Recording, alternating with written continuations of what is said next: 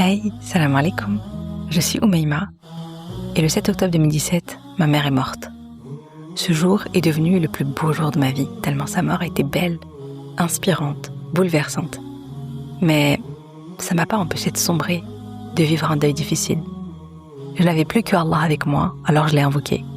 Et c'est comme ça qu'est né le miracle Fajr. Ma routine du Fajr, mon oxygène, ma bulle de sakinah quotidienne. Avec le miracle Fajr, j'ai repris en main ma vie, mon bonheur, ma santé, mes projets de rêve, comme le programme MFX ou mon livre Ton dernier regard, et ma vie de famille. J'ai découvert que le bonheur, ici-bas et dans l'au-delà, appartient à ceux qui se lèvent pour le Fajr. Si toi aussi tu veux démarrer ton miracle Fajr, t'es au bon endroit. Tu peux aussi télécharger mon guide qui te donne tous les outils pour construire ta routine du Fajr en 7 jours, Inch'Allah. Prépare-toi une délicieuse boisson chaude pour savourer l'épisode du jour et bonne écoute. Salam alaikum. Je vais essayer de faire cet épisode de podcast en étant sereine, sans pleurer.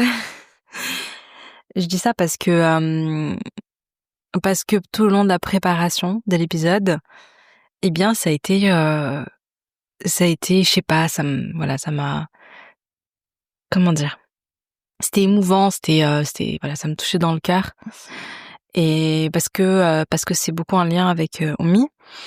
Et parce qu'en préparant l'épisode de podcast, eh bien, j'avais beaucoup de souvenirs qui sont revenus. Donc ce sont des épisodes spéciaux autour des doigts. Je voulais faire une série autour des doigts. Je sais pas, j'ai eu l'idée. Je me suis dit, c'est l'été, c'est un bon rappel et c'est tellement, tellement important. Et en fait, j'ai vécu des moments très forts liés à ça. Et juste avant de commencer à enregistrer l'épisode, justement, je pensais à un moment particulier dans ma vie que j'oublierai jamais et que j'ai envie vraiment j'aurais aimé en fait je sais pas comment expliquer, j'aurais aimé avoir accès à votre cœur, à chacune d'entre vous qui est en train de m'écouter, pour vous envoyer ce que j'ai ressenti, pour vous faire vivre ce moment qui était incroyable. Ce moment, c'était quoi? C'était la veille de la mort d'Oumi, Rabbi yarhamha. C'était la fin, c'était la veille. On savait que c'était la fin, ça faisait plusieurs jours qu'elle était en agonie, et là, c'était vraiment les derniers instants. Sa dernière nuit, mais les derniers instants de sa dernière nuit. Et quand vraiment je réalise que elle va mourir, elle va partir, elle va nous quitter. Mais vraiment, ça y est, son âme est en train de partir et c'est le dernier moment avec elle. Et je me rappelle de ce moment et j'aime tellement Oumi, je l'aime tellement, je l'aime tellement fillah, c'est plus que, je sais pas si je peux dire c'est plus qu'un lien mère-fille, mais parce que l'amour fillah, c'est tellement puissant. Et je me rappelle de ce moment où j'envoie un message à plein de gens de mes contacts, et je leur dis, ouais, Oumi, elle est en train ça y est, c'est le dernier instant d'Oumi, elle va nous quitter, faites des doigts pour elle. Et ensuite, je fais 2 rak'at, et j'oublierai jamais ces 2 unités de prière. Il y a des prières qu'on n'oublie pas, il y a des doigts qu'on n'oublie pas, il y a des moments qu'on n'oublie pas. Et ce moment-là, je l'oublierai jamais parce que j'étais de tout mon cœur, j'ai fait des doigts avec tout mon amour pour elle, pour Allah, de tout mon amour fillah. Tout ce que je voulais pour elle, c'était qu'elle souffre plus, et c'était que les anges de la Rahma viennent recueillir son âme, et que son âme, elle sorte avec douceur de son corps, et qu'elle monte aux cieux, et que les portes des cieux s'ouvrent, et qu'elle soit accueillie par ses plus beaux noms, et qu'ensuite elle soit dans sa tombe, et qu'elle réponde aux questions avec sérénité, en se sentant en sécurité, en se sentant apaisée, et que sa tombe, elle s'agrandisse, et qu'elle s'illumine. Et je voulais qu'elle vive ça en fait. Je voulais que tout se passe bien pour elle. Et donc j'ai fait doigt. Et je n'oublierai pas aussi qu'elle souffrait beaucoup. L'agonie, c'est des souffrances, c'est pas une souffrance, c'est beaucoup de souffrances. C'est très douloureux l'agonie. Je savais qu'elle souffrait. Et je faisais des doigts pour que Rabbi la soulage, pour qu'elle soit enfin apaisée. Elle a été tellement patiente, Oumi, sur la fin, vous imaginez même pas. Tellement patiente. Et j'ai fait des doigts, mais de tout mon cœur, pour elle. Comme je pense qu'elle aurait fait si ça avait été moi qui avait été sur ce lit et si ça avait été elle à côté. Je veux dire, Oumi Al-Birhama, déjà qu'elle faisait des doigts pour moi, genre pour des banalités. Elle faisait des doigts pour moi, pour mes examens, pour mes machins, pour mon mariage, pour tout. Elle faisait des doigts de tout son cœur. Elle pleurait tout le temps en prière et tout. Je la vois, enfin voilà, c'était une maman qui invoquait tout le temps Oumi Al-Birhama. Et moi, je me disais, aujourd'hui, en fait, c'est un peu comme si, c'est pas que je le rendais là pareil, mais après, je l'aimais, donc forcément, tu fais des doigts, voilà, tu vois, avec tout l'amour, avec tout ton cœur, évidemment. Mais quelque part, je me disais, s'il y a un moment où il faut que je sois là, il faut que je lui rende, je pourrais jamais lui rendre tout ce qu'elle a fait pour moi, tout ce qu'elle a donné pour moi, tous les doigts, toutes les invocations qu'elle a fait pour moi. Mais je me disais, s'il y a un moment où faut que je sois là pour elle et il faut que j'invoque pour elle et à mon tour, bah, c'était cette nuit, c'était ce moment-là. Subhanallah. Et sa mort, elle a été tellement belle. Si t'as lu mon livre, tu le sais. Sa mort, elle a été tellement belle. Subhanallah. Qu'Allah nous accorde Husn al-Khatima, nous aussi. Donc voilà, ma petite maman, elle me manque beaucoup. Birhamha, Rabbi jma'na fi Firdaus. Mais alhamdoulilah, on a les doigts avec nous en tant que croyants. Oh, franchement. Oh là là. Alhamdoulilah, ala ni'mat l'islam, wa kafa biha ni'ma. Alhamdoulilah, pour ce bienfait qu'est l'islam. Et ce seul bienfait, il suffit tellement, il suffit largement. Vraiment. Le bienfait d'être musulman, d'être croyant, de dire La ilaha illallah Muhammadur Rasulullah, mais c'est tellement inestimable. Ce cadeau de pouvoir invoquer Allah, de pouvoir faire les doigts, mais c'est tellement inestimable. On se rend pas compte. On se rend tellement pas compte. Subhanallah. Alhamdulillah. Vraiment, alhamdulillah. Je sais qu'on a toutes des épreuves dans nos vies, on a des hauts et des bas, on a des moments difficiles. En ce moment, j'ai une proche à moi qui vit des moments un peu durs, qui est éprouvée et tout, donc j'essaie de la soutenir, j'essaie de l'aider, j'essaie de la réconforter, j'essaie de lui rappeler la puissance des doigts, le sujet du jour, et de lui dire réfugie-toi auprès des doigts, vraiment parle à Allah. Allah il est là, Allah il t'entend, Allah il t'écoute, Allah il est là pour toi en fait. On a tellement de chance parce que même si on vit des moments difficiles, mais quand t'as Allah avec toi, dans chaque moment difficile de ta vie, il y a une lumière, tu vois, il y a une rahma, il y a une sakina, il y a quelque chose qui est apaisant. T'es jamais dans le noir total. Même quand t'es dans le noir, t'es dans l'obscurité, t'es plus bactère, tu vois, t'es dans des moments vraiment durs. En fait, t'as toujours ce lien avec Allah, cette lumière où tu te dis, ok, j'ai Allah avec moi. Ok, je peux me réfugier dans le Coran. Ok, et du coup, quelle que soit ta situation, en fait, ça va. Parce que t'as Allah avec toi. Parce que tu peux l'invoquer. Parce que tu peux faire des doigts. Parce que tu peux faire les doigts. Ça, c'est un truc de fond. Bon, eh bien, c'était seulement l'introduction, en vérité. Je vais pas commencer à ouvrir mon appli et lire mes notes. Bismillah. Alors, donc je voulais faire ma petite série. Aujourd'hui, je vais vous raconter, je vais vous partager des petites choses et tout, des petites réflexions. Et je voulais vous dire, donc par rapport à Oumi, je voulais vous parler beaucoup d'Oumi parce que vraiment, moi, c'est avec elle que j'ai vu. Oumi était tout le temps en train de faire des invocations. Vous savez, je vais vous dire un truc, les filles, les mamans surtout. Comment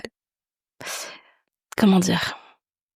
Quand on éduque les enfants, nous, on se focus beaucoup sur qu'est-ce qu'on doit leur partager, qu'est-ce qu'on doit leur transmettre, qu'est-ce qu'on doit leur dire, qu'est-ce qu'on doit, voilà, on leur raconte, on veut leur transmettre la vie du prophète, on veut leur transmettre les valeurs de l'islam, on veut leur expliquer les choses, Donc, l'éducation par la parole, évidemment, c'est important, ça compte, mais il n'y a rien de mieux que l'éducation par l'exemple. Il n'y a rien de mieux, il n'y a rien de plus fort, il n'y a rien de plus efficace, finalement, que d'être la personne que tu veux que tes enfants soient, de faire ce que tu veux que tes enfants fassent. Les enfants, ils voient, et d'être vraiment dans ton cœur, de ressentir, etc., ce que tu voudrais que tes enfants aient dans leur cœur. Tu vois, donc, le fait d'aimer Allah Azza wa Jal, le fait de te réfugier auprès de lui, le fait de beaucoup l'invoquer, le fait de te réfugier dans le Coran, etc., etc., le adkar et tout, en fait, c'est en le faisant que tes enfants vont le faire, tu vois. Ça, c'est un truc super important. Et donc, c'est pour ça qu'Oumi, elle m'inspire beaucoup, en fait, parce que c'est une des personnes, sachant que tu peux pas mentir à tes enfants, hein, tu vois. Les gens à l'extérieur, tu peux leur faire genre, porter un joli masque, dire oui, machin, tu vois. Mais en vrai, tes enfants, tu peux pas leur mentir. Ils voient comment tu réagis quand c'est l'heure de la prière. Ils te voient quand est-ce que tu fais tes invocations ou pas. Ils voient tout ça, donc tu peux pas faire genre. Et Oumi, franchement, voilà, moi je voyais tout ce qu'elle faisait. Et un truc qui me marquait beaucoup, c'était ses prières. Déjà bien avant la maladie, voilà, je crois que j'en parle tout le temps dans le podcast, j'ai l'impression que je me répète 1 million de fois, mais c'est pas grave.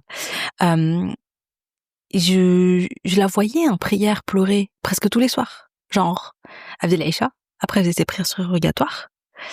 Machallah, franchement, elle en faisait beaucoup en plus. Tout au long de la journée, elle faisait tout le temps des prières surrogatoires. Et donc elle faisait ses prières, puis elle était en sous-journée, et elle pleurait. Voilà, elle pleurait. Moi, j'étais là. Tu vois, je la voyais, je l'entendais. Ah, j'étais contente. Je me disais, ah, mais fais des doigts pour nous et tout. Parce que je savais, hein, que quand elle pleurait, quand elle faisait ses invocations avec le cœur, avec les doigts avec le cœur et tout, je savais qu'elle les faisait. Notamment, tu sais, elle a 8 enfants, donc ça veut dire, voilà, hein, puissance 8, hein, les soucis et tout ça, voilà. Donc, tu fais beaucoup de doigts pour tes enfants.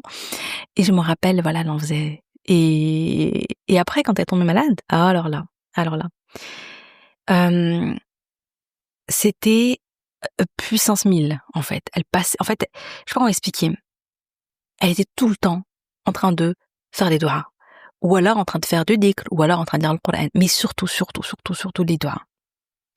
Je pense que, surtout vers la fin, quand elle comprend que, il y a plus vraiment d'espoir de guérison, parce que tout le long des traitements, il y avait toujours cet espoir de guérison, ça va aller mieux et tout, on faisait beaucoup de doigts pour elle faisait toutes les causes, en plus ça allait mieux aussi, hein, physiquement ça allait mieux, genre les marqueurs, quand elle faisait ses PET scans et tout ça, les marqueurs étaient plutôt bons, donc il y avait de l'espoir. Pas de guérison totale, mais au moins que ça ralentisse. Moi je me rappelle le jour où elle s'est fait opérer, le, le, le gastro-entérologue qui l'avait opéré, le chirurgien, voilà, nous a dit, on va tout faire pour qu'elle vive encore 7 ans. Je sais pas pourquoi j'ai gardé ce truc de 7 ans, je sais pas s'il avait dit exactement 7 ans, mais il a dit voilà, encore quelques années et tout. D'ailleurs, ça m'avait choqué parce que j'étais là en mode, ah mais genre elle va faire tout ça, les traitements, les machins, la chimio, genre il a pas dit pour guérir, c'était juste pour gagner des années. Et moi j'étais, ah ouais, le choc déjà. Tu sais, on parle même pas de guérison, c'était on espère gagner et finalement elle est restée vivante 9 mois. Comme quoi voilà, et qu'Allah subhanahu wa ta'ala qui sait. Pour certains c'est beaucoup plus long que ce qu'on leur dit, pour d'autres c'est beaucoup plus court que ce qu'on leur dit. Bref. Mais donc tout le long on avait quand même cet espoir de guérison, qu'il y a un miracle, etc. Je parlerai à la fin ou dans quelques épisodes. Non, je veux pas en parler aujourd'hui, pardon, parce qu'il y a un épisode spécial. Parmi les épisodes, en fait, qui vont bientôt sortir, il y en a un qui est sur pourquoi est-ce que tu devrais avoir un carnet spécial de doigts. Ça, c'est trop bien, cet épisode, vraiment, je te le conseille. Et il y en a un autre aussi qui s'intitule, à peu près, hein, parce que j'ai pas encore les titres précis.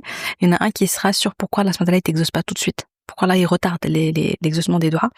Et pourquoi Allah subhanahu wa ta'ala, des fois, il ne t'exauce pas. Notamment, par exemple, la guérison de ma mère, si vous saviez à quel point on avait des doigts de ouf et tout. Mais ça n'a pas été le cas, elle est décédée. Et on va parler pourquoi, et la hikmah qu'il y a derrière, la sagesse, les bienfaits qu'il y a derrière tout ça. Dans un prochain épisode, voilà, j'ai fait un peu de teasing. Bref, qu'est-ce que je disais? Bon, donc Oumi, Rabbi yarhamha, quand elle a compris sur la fin qu'elle allait nous quitter, vraiment, alors là, elle s'est mise encore plus dans les doigts. Là, vraiment, elle était à fond doigts. Parce que elle s'apprêtait à partir et quitter cette terre en laissant derrière elle 8 enfants. Entre 13-14 ans, ouais, elle avait. Ouais, elle, Ryan. Je sais plus, mais bon, à peu près dans ces eaux-là, je crois qu'elle avait 13 ans.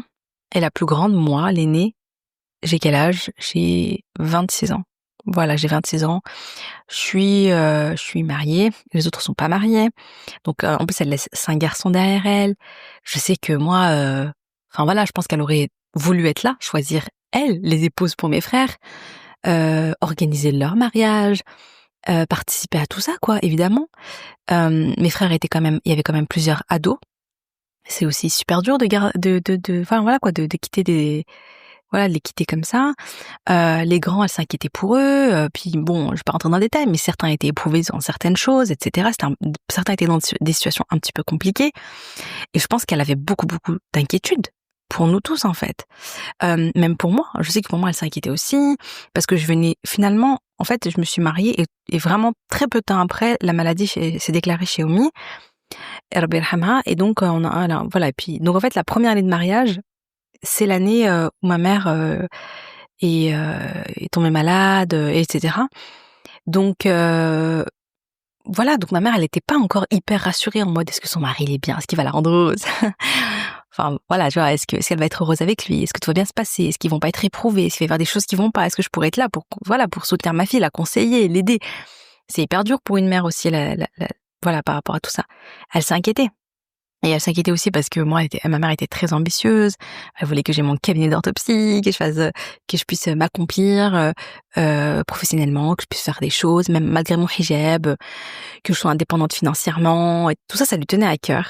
Elle voulait tout ça, en fait. Elle voulait pour moi tout ça, que je gagne ma vie, et, que je sois épanouie, que je m'accomplisse, que je sois heureuse et tout. Je pense que ça c'est né aussi d'une frustration qu'elle-même avait, parce que voilà, elle avait fait des études de maths, elle voulait être, à un moment donné dans sa vie, elle voulait être prof de maths, ça s'est pas fait, alhamdoulilah. Non, elle a pas fait des études de maths, que je raconte, elle a fait des études de chimie, voilà, mais une licence, mais elle aimait beaucoup aussi les maths, et je pense qu'elle aurait voulu faire un truc, voilà, là-dedans et tout, bon, ça s'est pas fait, alhamdoulilah. Donc elle avait envie aussi que moi je puisse, voilà, que je puisse accomplir les choses qui me tiennent à cœur, etc.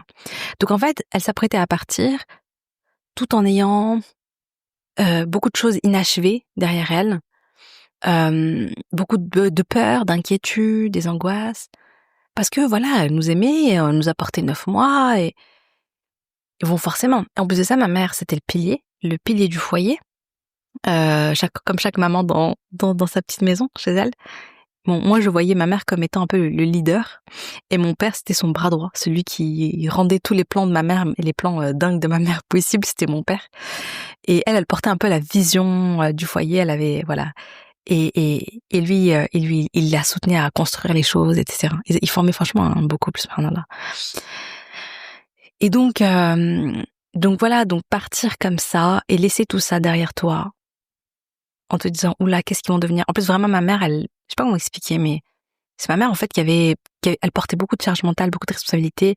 Elle se souciait de chacun de nous, elle était derrière chacun de nous, elle nous aidait chacun de nous. Chaque fois que quelqu'un avait besoin de quelque chose, ma mère, elle était là, subhanallah, pour plein de choses. Ouais, je te donne un exemple. Je passe des examens, ma mère, elle se lève au milieu de la nuit pour faire des duas pour moi, pour que je réussisse mes examens et tout.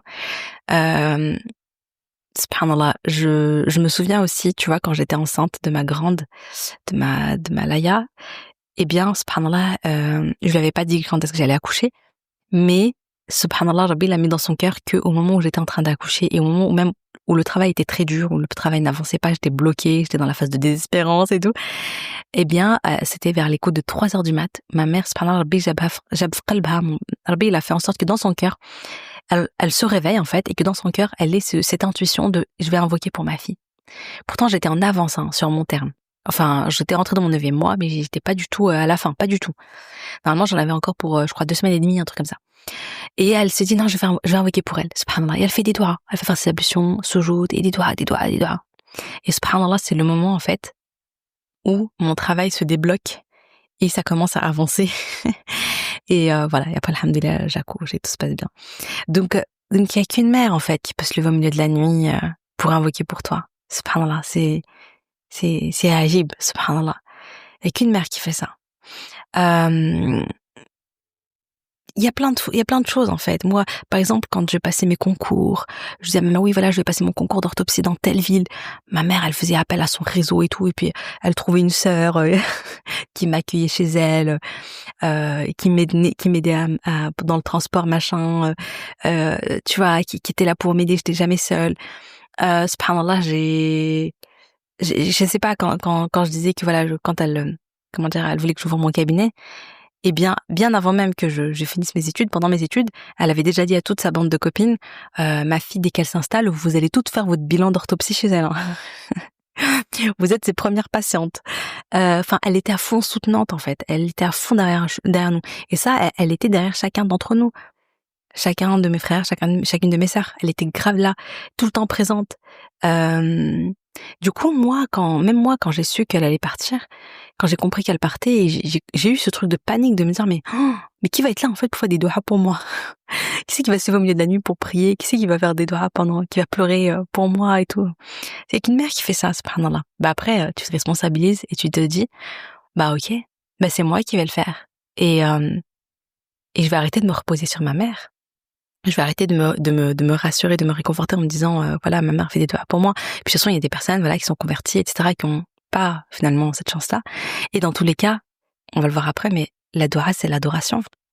Donc, en fait, ça m'a mis dans une posture où je me responsabilise par rapport à ça. Et je me dis, mais c'est à moi de faire les doigts maintenant. Évidemment, même avant, j'en faisais, hein. Mais c'est pas pareil, tu sais, les doigts d'une mère, c'est tellement puissant, pardon. Voilà. Et donc, c'est moi, j'ai repris ça et les doigts, avec les années, j'ai vu l'effet. Subhanallah, Allahu Akbar. L'effet du doua, c'est d'une puissance. C'est un truc de malade. Mais attendez, je continue ma petite histoire avec ma Oumi d'amour. Rabbi yarhamha. Donc Oumi, elle s'inquiétait et elle se disait mais comment est-ce qu'on va se débrouiller, tu vois. Et en fait, ce qui est dingue, c'est que, donc comme je disais, avant la mort de ma mère, elle avait beaucoup d'inquiétudes et je pense qu'elle faisait beaucoup de doigts. Alors je sais pas exactement quel doigt elle a fait et tout, mais ce qui s'est passé, c'est que aujourd'hui, à presque 8 ans après sa mort, eh bien, il y a plein de doigts qui ont été exaucés. Et ça, c'est ouf. Moi, je pense, par exemple, à mes belles-sœurs. Mes frères qui se sont mariés avec des femmes. Waouh. J'aime trop mes belles-sœurs. Incroyables. Franchement, elles sont incroyables. Pour chacune de mes belles-sœurs, je me suis fait la remarque, je me suis dit, waouh, Oumi, elle aurait pas choisi mieux. Genre, Oumi, elle les aurait kiffées, tu vois. Machallah, elles sont bien éduquées, elles sont adorables, elles sont super gentilles, elles sont toutes douces, elles sont haninettes, en fait, elles sont vraiment trop haninettes, machallah. Elles sont bien éduquées, machallah, elles sont très familles, elles sont très contentes quand on se retrouve toutes. Alhamdulillah, elles portent le hijab.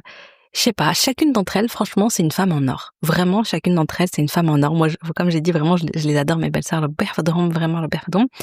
Donc, j'ai 3 frères sur les 5 qui sont mariés. Inch'Allah que les 2 autres, qu'Allah leur permette aussi de tomber sur des perles.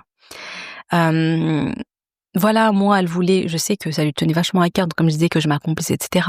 Je sais qu'elle a fait beaucoup de dua par rapport à ça. Aujourd'hui, alhamdoulilah, je suis indépendante financièrement. J'ai réalisé des projets de ouf. Je me sens de plus en plus accomplie dans ce que je fais. L'orthopsie, j'ai complètement mis de côté parce que c'est cool, mais bon, c'est pas là où je me sens la plus utile aux autres. Aujourd'hui, à travers le livre, à travers le MFX, je me sens vraiment utile, je me sens vraiment accomplie. Ça a énormément de sens pour moi, bien évidemment.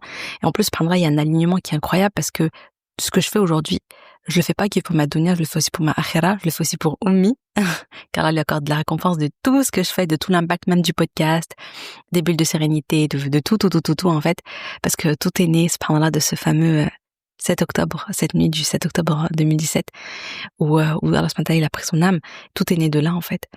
Et en fait, moi, ce que je ressens par rapport au doigt, c'est que dans mes projets, je ressens qu'il y a une baraka, et ça, il y a pas que moi, je veux dire, je suis pas folle. Il y a pas que moi qui le ressens.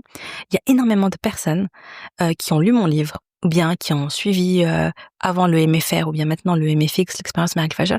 Il y a beaucoup de personnes qui me disent, il y a une baraka en fait. Genre, c'est particulier, il y a un truc particulier. C'est assez indescriptible, subhanallah. Et tu vois, au moment où je t'enregistre l'audio, la veille, hier soir, j'ai reçu des témoignages. En fait, en ce moment, je reçois en fait pas mal de témoignages de personnes parce qu'on a fini l'expérience Miracle Fajr depuis quelques mois maintenant. Et donc, je reçois des retours des filles, etc. Par mail, par chacune comment elle, voilà, par mail, par audio, par petite vidéo, voilà. Et j'en ai reçu hier de 2 amies en vidéo. C'était très beau parce que en fait, une sœur s'est inscrite au MFX dès que ça a ouvert et elle a offert une place à sa meilleure amie pour qu'elle vive l'expérience ensemble. Franchement, c'est trop beau, c'est trop touchant. Et subhanallah, quand j'entends le retour, quand j'entends les habitudes d'adoration qu'elles ont mis en place, alhamdoulilah, et qu'elles ont gardées et qui sont devenues impossibles à lâcher et qui sont devenues naturelles pour elles, tu vois, le fait de se lever au fajr, les adhkar du matin, un petit verset de Qur'an par jour, etc. Je me dis, waouh, subhanallah, je suis émerveillée. Je me dis, mais pour moi, ça m'étonnerait pas que ce soit à la fois l'impact des doigts d'Oumi, même si elle a fait les doigts, je pense, de manière peut-être un peu plus globale. Vous pouvez pas se douter que j'allais écrire un livre sur elle, sur sa mort. C'est incroyable. Peut-être même qu'elle a dit, peut-être parmi les doigts qu'elle a faites pour elle, pour son départ, que ce qu'elle nous a transmis, ça continue à se transmettre, que la dawa qui lui tenait tellement à cœur, ça continue à avoir un impact. Je sais pas, tu vois. Mais en fait, c'est ça qui est beau dans les doigts, c'est que toi, tu fais les doigts à l'instant T, mais tant que tu les fais avec le cœur, avec sincérité, avec le tawakkul, avec la certitude qu'Allah il t'entend et qu'Allah il te répond, tu vois. Après, tu lâches prise. Tu places ta confiance en Allah, le comment, le quand et tout ça, tu t'en fiches. Vraiment, c'est pas tes problèmes, tu vois, c'est plus ton problème. Toi, t'as mis ton souci, tu l'as mis entre les mains d'Allah. Allah, il va s'en occuper. Tu vois, il va s'en occuper d'une manière et avec une sagesse, Allah, c'est le planificateur suprême. Allah, c'est le subtil. Tu sais pas comment il va s'y prendre. Et j'ai envie de te dire, tant mieux. C'est le mystère, c'est la beauté du mystère, c'est la beauté de la perfection d'Allah.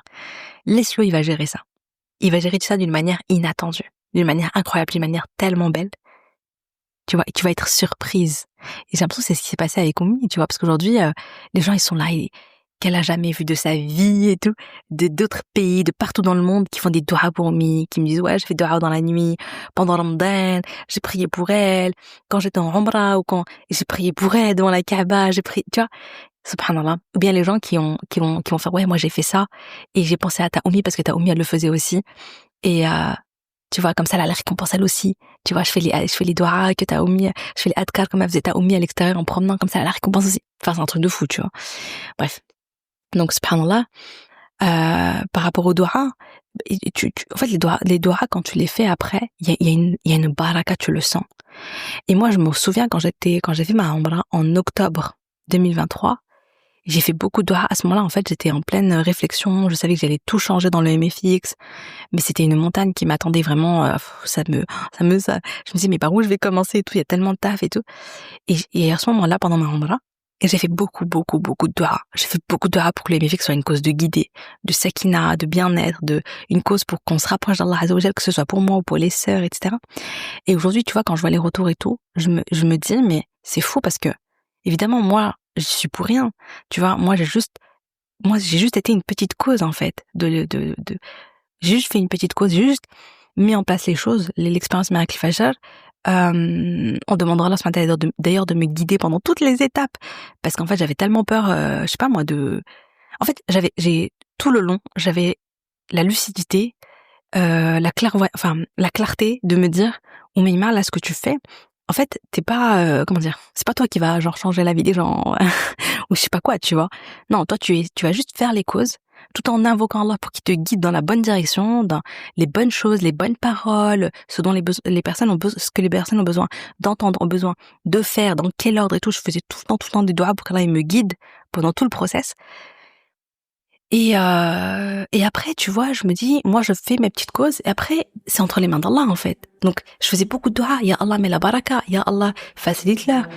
Et j'ai ressenti ça, en fait, que ce soit dans les audios, les carnets, les audios quotidiens, le carnet, les lives, la mahabba fillah entre les sœurs, dans les groupes et tout ça. C'est-à-dire que moi, j'ai juste mis en place la structure, j'ai juste fait les petites causes. Et après, tout ce qui se passe, tu vois, c'est Allah subhanahu wa ta'ala qui permet, c'est Allah subhanahu wa ta'ala qui met la baraka, c'est Allah subhanahu wa ta'ala qui facilite. Donc les doigts, ça augmente la portée, l'impact d'une manière dont j'aurais même pas osé rêver.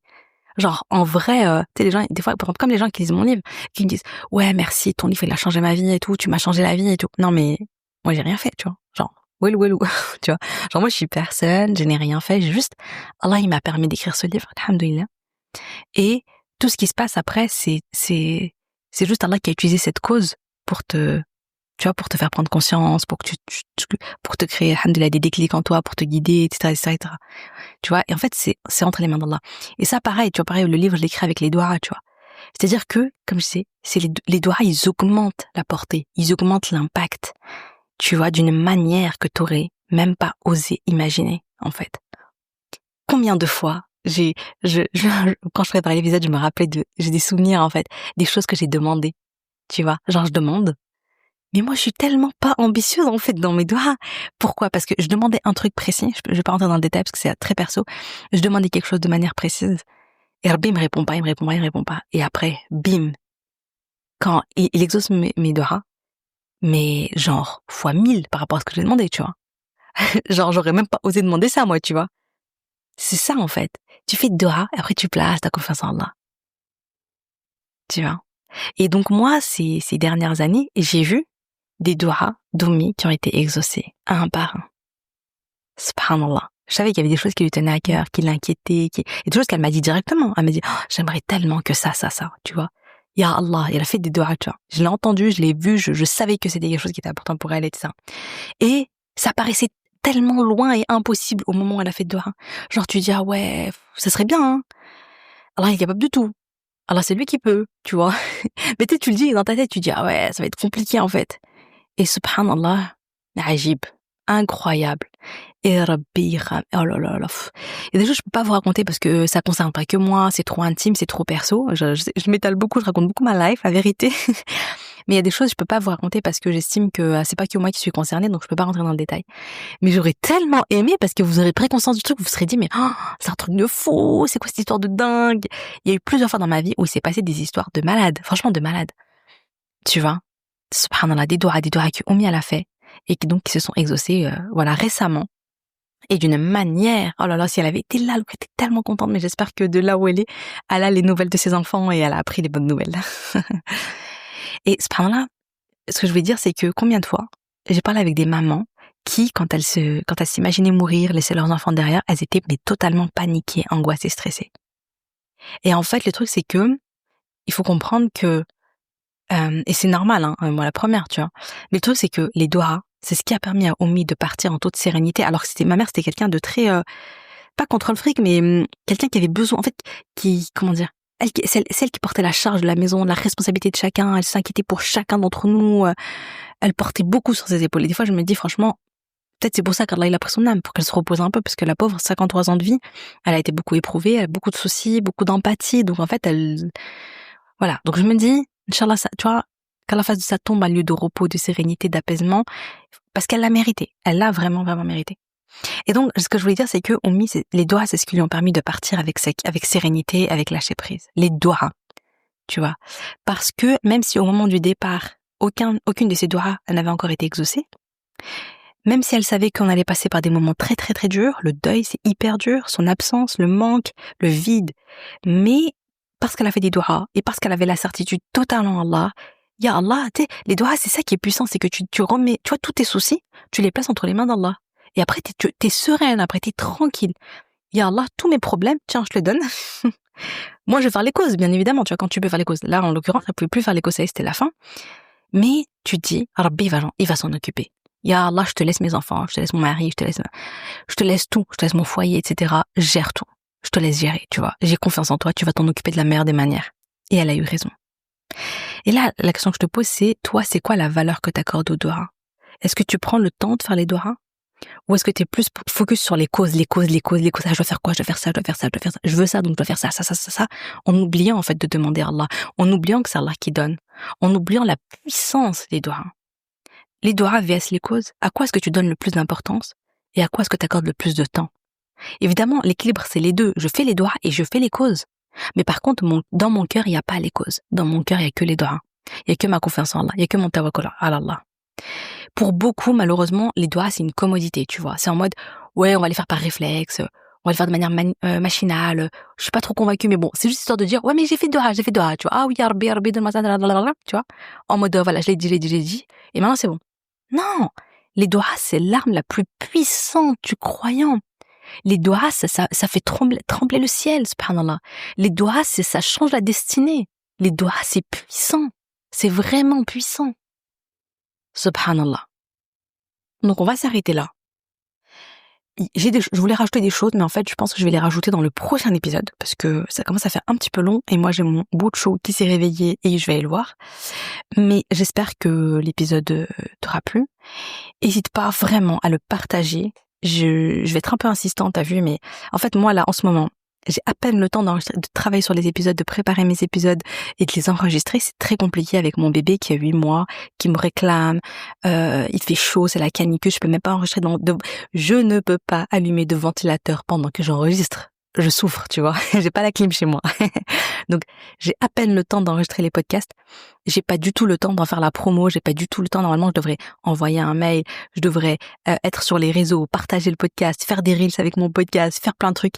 C'est mort, c'est pas possible. Si je fais ça, je ferai un épisode et je m'occuperai de la com. Et en fait, je partagerai tout ça, mais j'aurai pas le temps en fait d'enregistrer les autres épisodes. Donc moi, je suis focus sur enregistrer les épisodes de podcast, et toi, t'es focus sur les partager à tes copines. Voilà.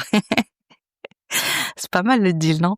N'hésite pas à me laisser aussi des témoignages, pas des témoignages à dire, enfin si tu veux me laisser un témoignage, marhaba bik, mais si tu veux me laisser un commentaire, n'hésite pas sur Apple Podcast, et ça me ferait super plaisir. Donc voilà, sur ce, je te dis à la semaine prochaine, Inch'Allah, pour la suite de notre petite série sur les doigts, parce que vraiment, c'est trop bien, c'est trop pépite. Voilà, salam alaikum.